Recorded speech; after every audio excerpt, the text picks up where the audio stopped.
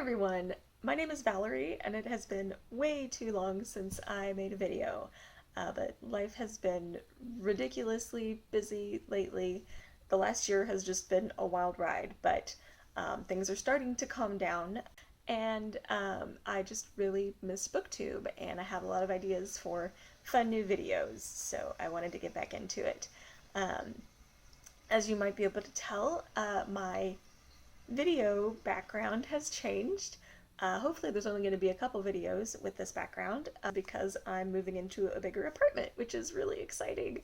Um, I wish I could figure out a way to show you guys how tiny the area that I have been filming in is. I've basically been filming half under my dining room table because there's just no other space where there was enough room and there was a bookshelf behind me.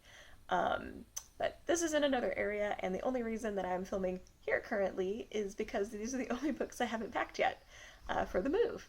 So, still in my old apartment, so I will be moving soon, and I can't wait to show you guys how I have so much more space for my bookshelves, and hopefully I'll have a much prettier background when I get there. So since it's been so long since I did a video, I thought it would be fun to just tell you all some of my favorite books that I've read since the last time I posted a video. So without further ado, here we go. So the first one is actually two of my favorite books that I've read in the last year or so.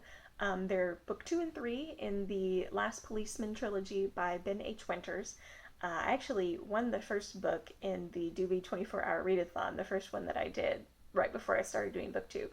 And read it, I loved it, and I just recently finished the third in the trilogy, and all of them are incredible. I highly recommend them. So in case you haven't heard about them before, the Last Policeman series is about a situation where a meteor is projected to crash into Earth within a matter of months, and the book is about one, all of the just chaos that this causes, and two, one guy named Hank Palace, who is a murder detective and is determined to solve, during each book, there's a case that he's determined to solve. And there were just so many philosophical questions and so many heartbreakingly realistic details about what would really happen if a meteor was projected to definitely crash into Earth within a matter of months. One of the things I love about Hank Palace is how dedicated he is to solving these crimes, because even though he knows that in the long run this really probably won't matter a great deal because everyone on Earth is probably going to be dead within a year, he still has this dedication to solving these crimes and making sure that the victims still get the same respect and justice that they would have had it been, a normal situation. And I think he does it for the victims, but I think he also does it for himself, because he has this all-consuming need to solve puzzles, and I think he also feels like he needs to feel like he has a purpose in these last few months on Earth. So they are very good, and I can't recommend them highly enough. The last one had me on the edge of my seat because I was so curious how the mystery was going to be solved, and of course also if the author would go through with, destroying Earth at the end of the book. And I won't tell you either way, but I highly recommend that you read them and find out. So another book that I thoroughly enjoyed recently was The Fourth Bear by Jasper Fforde. Although recent is kind of a relative term. I think I read this one about 6 months ago. I've talked about Jasper Fforde on these videos possibly more than any other author, with the possible exception of Agatha Christie. I will never be over the puns that this man comes up with. So one of the subplots, or really just plots, of this book is it revolves around discrimination against anthropomorphic bears, and like in Goldilocks and the Three Bears, hence the fourth bear. So at one point, one character asks another, "Oh, so do you support Earthsign gun rights?" And another character says, "Oh, you mean the right to arm bears." The right to arm bears. I had to put the book down. The puns are just too good. So this is the second in the Nursery Crime series, which combines a parody of murder mysteries with nursery rhyme references to hilarious ends. This may actually be the funniest of the Jasper Fforde books I've read, which is saying something. The next book that I read was The Remains of the Day by Kazuo Ishiguro. It's very short, less than 250 pages, and nevertheless, it packs quite a punch. Um, the premise of it sounds incredibly boring on the face of it. The premise is that an English butler in the 1950s decides to go on a road trip for a specific purpose that I won't reveal. And on the way, he kind of thinks about his life as a butler. It made me really think about life quite a lot, and it made me laugh at several points, and it made me almost cry. Not quite, but it almost made me cry.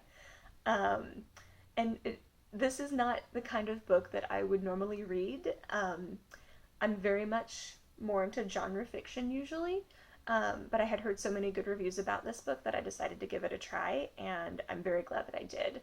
Um, so I highly recommend this book. It's very short, so if you don't like it, it won't take up too much of your time. But it's just really dense, and there's a lot of books that are very philosophical, like this book, but they seem so contrived. Um,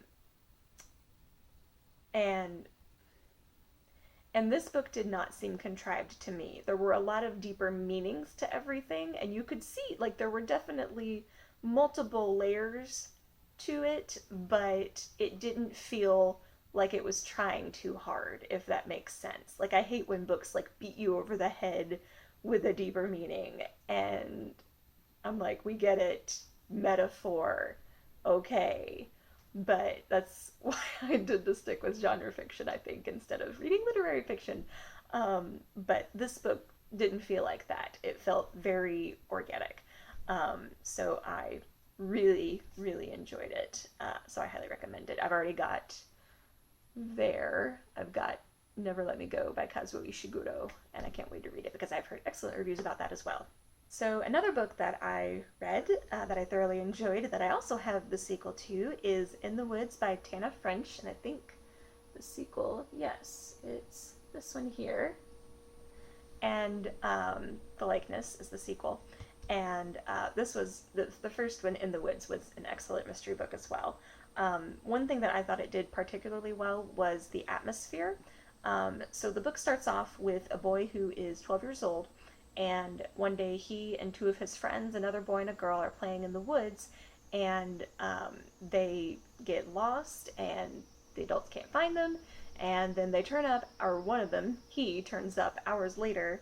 He's the only one they end up finding. He has no recollection of what happened at all, and I thought the creepiest part was that there was blood pooling in his shoes, like a significant amount of blood, and they never found out what happened to his friends. So very creepy. So years later is when the book takes place, and this guy has become a murder detective. And as you can imagine, he doesn't really, go around telling everyone this story. So it takes place in Dublin, and the premise is that this guy and his detective partner, who is great by the way, are investigating a murder of a young girl that took place near those same woods. And that just brings up, questions that he has about what happened and about his life in general. And it was just very interesting. The whole book is just so good at being kind of noir, and the scenes in the woods, like even when nothing happens, um, the scenes are just charged with this creepy atmosphere, and it was really, really good. So I highly recommend that as well. Four more. This isn't going to be a long video at all. It's going to be super short. Yeah.